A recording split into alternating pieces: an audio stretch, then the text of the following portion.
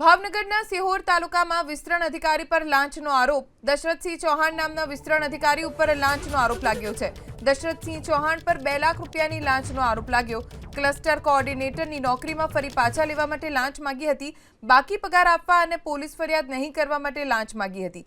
ફરિયાદી એસીબીમાં જાણ કરતા ટ્રેપ ગોઠવાઈ। લાંચ માંગનાર દશરથસિંહ ચૌહાણ એસીબીની ટ્રેપ સમય ફરાર થઈ ગયો। કોન્સ્ટેબલ ઋતુરાજસિંહ પરમાર અને ખાનગી વ્યક્તિ જીગર ઠક્કર ઝડપાયો છે। વિરેન્દ્રસિંહ ગોહિલ નામનો વ્યક્તિ પણ ફરાર છે। 1.5 લાખની લાંચ લેતા 2 લોકોની ધરપકડ કરવામાં આવી। વિસ્તરણ અધિકારીની શોધખોળ ચાલુ છે।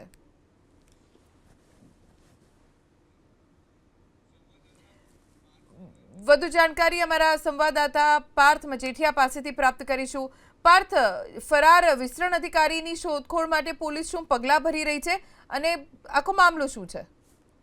જો ફરિયાદી દ્વારા એક ફરિયાદ કરવામાં આવી હતી, જેમાં સિહોર તાલુકા પંચાયત વર્ગ 3 ના અધિકારી દશરથસિંહ ચૌહાણ નામના વિસ્તરણ અધિકારી છે કે તેમના દ્વારા 2 લાખ રૂપિયાની લાંચ માંગવામાં આવી હતી। આ 2 લાખ રૂપિયાની જે લાંચ માંગવામાં આવી હતી તેમાં જે ફરિયાદી છે તેમને જે કોઓર્ડિનેટર નોકરીમાં ફરી પાછા લેવા તેમજ બાકી પગાર આપવા અને પોલીસ ફરિયાદ નહીં કરવાના નામે આ લાંચ માંગવામાં આવી હતી। આ લાંચની અંદર અન્ય પોલીસ કોન્સ્ટેબલ તેમજ અન્ય એક ખાનગી વ્યક્તિ સહિતના એક વિરેન્દ્રસિંહ ગોહિલ નામના વ્યક્તિ છે કે તેઓ આ લાંચની અંદર સામેલ છે અને તેમના વિરુદ્ધ ફરિયાદ પણ નોંધાઈ છે। જે પ્રમાણે સિહોર તાલુકાની અગ્રવાલ આંખની હોસ્પિટલ આવેલી છે કે જ્યાં પ્રથમ માળે આ 2 લાખ રૂપિયાની લાંચ છે તે સ્વીકારવામાં આવી હતી, જેની અંદર એસીબી દ્વારા છટકું ગોઠવીને આ જે લોકો છે તેમાંથી 2 વ્યક્તિઓને રંગે હાથ પકડી પાડવામાં આવ્યા છે। જોકે આ જે વિસ્તરણ અધિકારી દશરથસિંહ ચૌહાણ નામના જે સરકારી કર્મચારી છે તેઓ સટકામાંથી ફરાર થઈ ચૂક્યા છે અને આ સાથે જ અન્ય એક વિરેન્દ્રસિંહ ગોહિલ નામના વ્યક્તિ છે તેઓ પણ ફરાર છે। જોકે આ સમગ્ર ઘટના છે